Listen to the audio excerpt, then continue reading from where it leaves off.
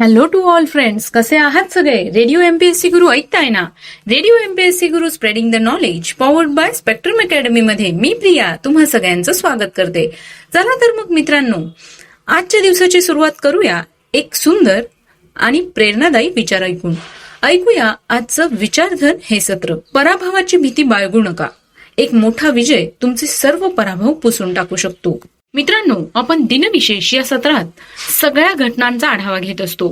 मग तो भारताचा स्वातंत्र्य लढा असू देत किंवा महाराष्ट्रातील, भारतातील किंवा इतर देशातील सुद्धा गाजलेले पराक्रमी व्यक्ती असू देत, त्यांचे जन्म मृत्यू, त्यांचा परिचय याविषयीची सविस्तर आणि सखोल माहिती आपण दिनविशेष या सत्रात सालाप्रमाणे जाणून घेत असतो. म्हणजेच काय तर आत्ताचा क्षण पुढच्या सेकंदाला इतिहास होत असतो. यातले काहीच क्षण जगाला विशेष म्हणून अजरामर होतात.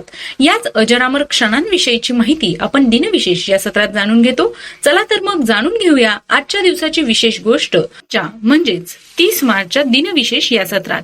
आजच्याच दिवशी 1729 साली थोरले बाजीराव पेशवे यांनी जैतपूर येथे महम्मद शाह बंगश यांचा पराभव केला होता.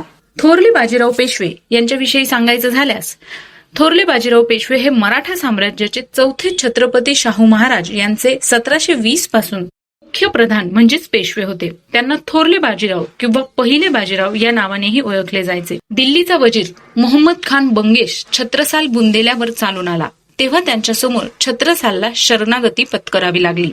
बंगेश हा औरंगजेबाच्या हाताखाली शिकलेला असल्याने शिस्त व चिकाटी हे गुण त्यात भरपूर उतरलेले होते.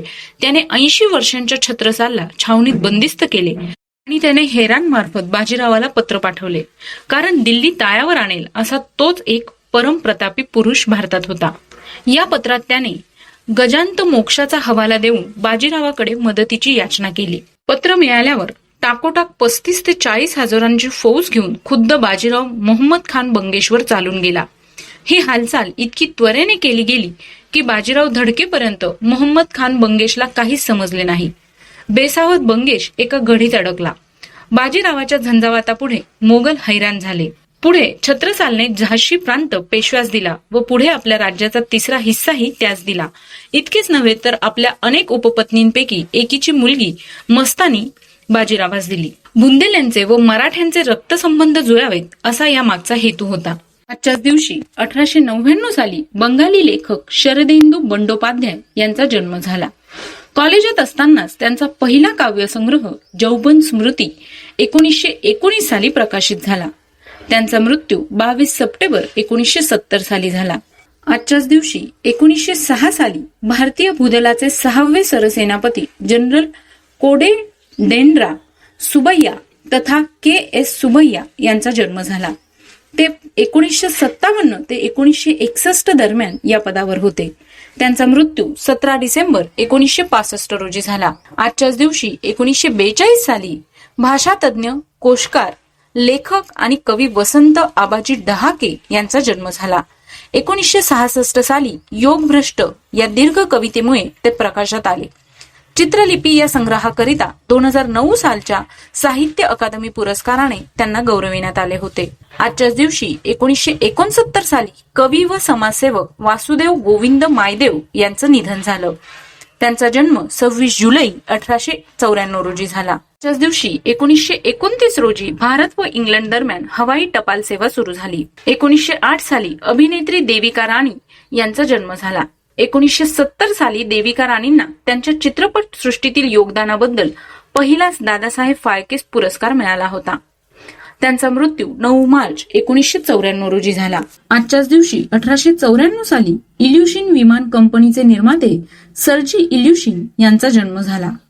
त्यांचा मृत्यू 9 फेब्रुवारी 1977 रोजी झाला. आजच्याच दिवशी 1856 साली पॅरिसचा तह झाल्याने क्रिमियन युद्ध संपले.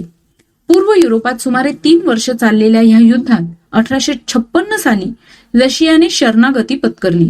आजच्याच दिवशी 1989 साली सोबत साप्ताहिकाचे संस्थापक, संपादक व साहित्यिक गजानन वासुदेव तथा ग.वा. बेहेरे यांचे निधन झाले. पुण्याहून प्रसिद्ध होणाऱ्या सोबत नावाच्या साप्ताहिकाचे ते संस्थापक आणि संपादक होते. त्यांचे काही लिखाण अनिल विश्वास या टोपण नावाने प्रकाशित झाले आहे. त्यांची या साप्ताहिकात कटाक्ष आणि गवाक्ष ही सदरे लोकप्रिय होती. बेहेरे यांनी सुमारे 30 पुस्तके लिहिली आहेत. त्यांचा जन्म 24 सप्टेंबर 1922 रोजी झाला. आजच्याच दिवशी 2005 साली भारतीय लेखक आणि चित्रकार O.V. विजयन यांचं निधन झालं.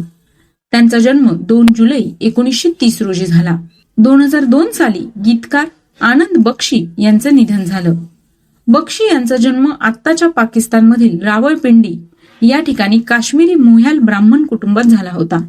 त्यांचा जन्म 21 जुलै 1920 रोजी झाला.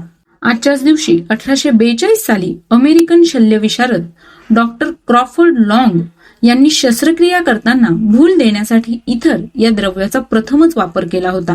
1952 साली भूतानचे दुसरे राजे जिग्मे वांगचुक यांचं निधन झालं. आजच्याच दिवशी 1977 साली भारतीय संचालक आणि पटकथा लेखक अभिषेक चौबे यांचा जन्म झाला. आजच्याच दिवशी 1976 साली चित्रकार रघुवीर मुळगावकर यांचं निधन झालं. त्यांचे मूळ आडनाव राजाध्यक्ष होते. मुळगावकरांना उतार वयात कर्करोगाच्या व्याधीने ग्रासले. 30 मार्च 1976 रोजी वयाच्या केवळ 58व्या वर्षी मुळगावकर यांचं निधन झालं. त्यांचा जन्म 14 नोव्हेंबर 1918 साली झाला. दिवशी 1938 साली वर्ल्ड इकॉनॉमिक फोरमचे स्थापक क्लाउस स्वाब यांचा जन्म झाला. दिवशी 1853 साली डच चित्रकार विन्सेंट व्हॅन गॉग यांचा जन्म झाला. विन्सेंट व्हॅन गॉग हे आजवरच्या सर्वात लोकप्रिय कलाकारांपैकी एक आहेत. त्यांची सूर्यफुलेंची पेंटिंग आदर्श आहेत आणि त्यांचं कान कापणं हे देखील ऐतिहासिक आहे. व्हॅन गॉग एक डच पोस्ट इम्प्रेशनिस्ट चित्रकार होते, जे जगात सर्वात प्रसिद्ध आणि प्रभावशाली व्यक्तींपैकी एक आहेत. एका दशकात त्यांनी सुमारे 2100 कलाकृती तयार केल्या. त्यात सुमारे 860 तैलचित्रे आहेत. त्यांच्या कलाकृती शेकडो मिलियन डॉलरला विकल्या जातात. त्यांचे आतापर्यंतचे सर्वात गाजलेले लोकप्रिय झालेले चित्र म्हणजे स्टॅरी नाईट्स हे आहे. जेव्हा त्यांनी हे तयार केलं होतं तेव्हा त्यांना ते अजिबात आवडलं नव्हतं. अशा प्रकारे त्यांनी स्वतःच्या अनेक चित्रांना अपयशी ठरवले होते. विन्सेंट व्हॅन गॉग यांच्या जीवनावर एक चित्रपट देखील बनवण्यात आला. या चित्रपटासाठी 125 चित्रकारांनी तब्बल 65,000 फ्रेम्स बनवल्या, ज्यासाठी त्यांना 6 वर्ष मेहनत घ्यावी लागली. आणि महत्वाचं म्हणजे या चित्रपटातील प्रत्येक फ्रेम ही हाताने रंगवण्यात आलेली होती. हा एक अॅनिमेटेड चित्रपट होता. तर मित्रांनो, हे होते आजचे दिनविशेष हे सत्र. तुम्हाला आजच्या दिवसाची विशेष गोष्ट कशी वाटली ते आम्हाला नक्की कळवा.